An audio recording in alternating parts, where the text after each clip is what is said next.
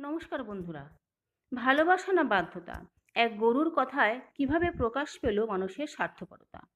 ভালোবাসা না বাধ্যতা? এই প্রশ্নের প্রেক্ষিতে এক গরুর কথায় মানুষের স্বার্থপরতা কিভাবে প্রকাশ পেয়েছে তা বোঝাতে একটি বিখ্যাত গল্প তুলে ধরা হলো।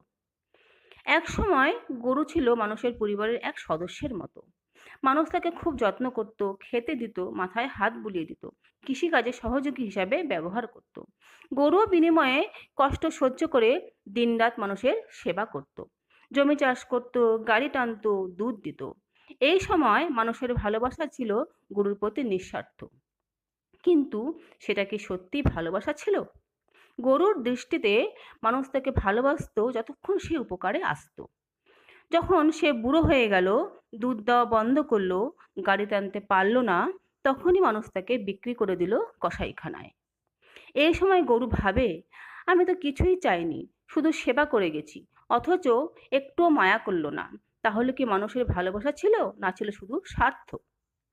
এই গল্প থেকে যে শিক্ষাটি উঠে আসে তা হলো, মানুষের ভালোবাসা অনেক সময় স্বার্থের উপর নির্ভরশীল। যতক্ষণ কাজের, ততক্ষণ যত্ন, না হলে অবহেলা। এক গরুর জীবনের মাধ্যমে আমরা দেখতে পাই, মানুষ যখন তার প্রয়োজন মেটাতে পারে না, তখন সে সম্পর্ক ও স্নেহ ভুলে যায়।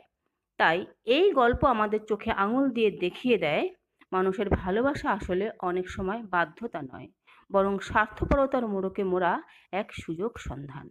নমস্কার।